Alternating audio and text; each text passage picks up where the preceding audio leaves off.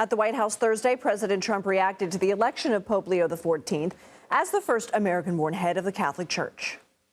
Greater honor could there be? And we were a little bit surprised, very happy. It was just a great, absolutely great honor. CBS News White House reporter Willie James Inman joins us now. Willie, what else is the president saying about the new pope? Hey there, Lindsay. Good to be with you on this day today. Well, the White House is at least staying out of politics for now, congratulating the newly chosen pope. We saw the president there who gave an impromptu press conference, about 5 minutes or so, taking a couple of questions, saying that he looks forward to meeting the new pope. Unsure in terms of when that would indeed happen, but said he was honored that the Pope, being an American, was chosen. We also know from a statement posted on social media, J.D. Vance, the vice president, who is Catholic, congratulated Leo XIV as the first American Pope. And he also went on to say, I'm sure millions of American Catholics and other Christians will pray for his successful work leading the church. And then he said, may God bless him. That statement coming from the vice president. So the White House at least sending their congratulations to Louis XIV after he was chosen as the new pope to lead Catholics around the world. President Trump also announced a framework for a trade deal with the UK. Here's some of what he said. With this deal, the UK joins the United States in affirming that reciprocity and fairness is an essential and vital principle of international trade. The final details are being written up in the coming weeks. We'll have it all very conclusive, but the actual deal is a very conclusive one. So what do we know about it?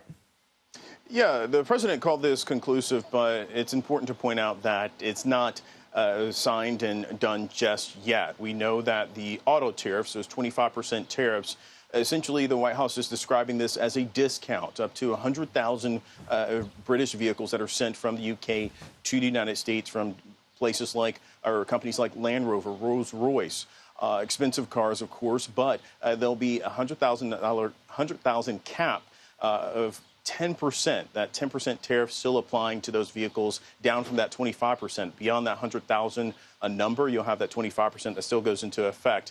One of the big things that the president talked about, as well as his officials, is that American beef, chicken will have more access to the British market, will be able to be sold in the UK. We know that it'll be a reciprocal type of situation, but those details are yet to be worked out. The president dispatching the Secretary of Agriculture to travel to the UK next week to perhaps continue conversations there.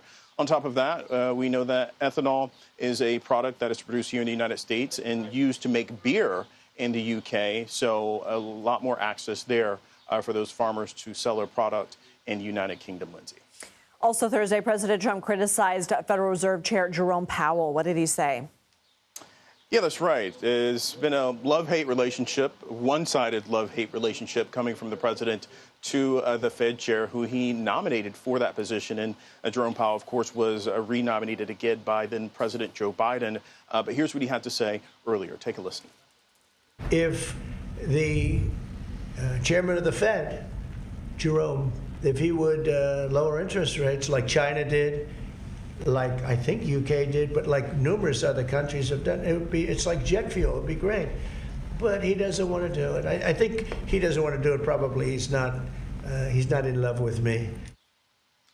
The president has previously praised Jerome Powell during his leadership of COVID, saying essentially he was doing a good job then. Of course, the president now blasting Jerome Powell for not lowering rates in terms of that, helping that economic recovery. We, of course, have seen the Fed say that it will not lower those rates amid economic uncertainty, part of it caused by those tariffs. Lindsay? Willie James Inman, thank you.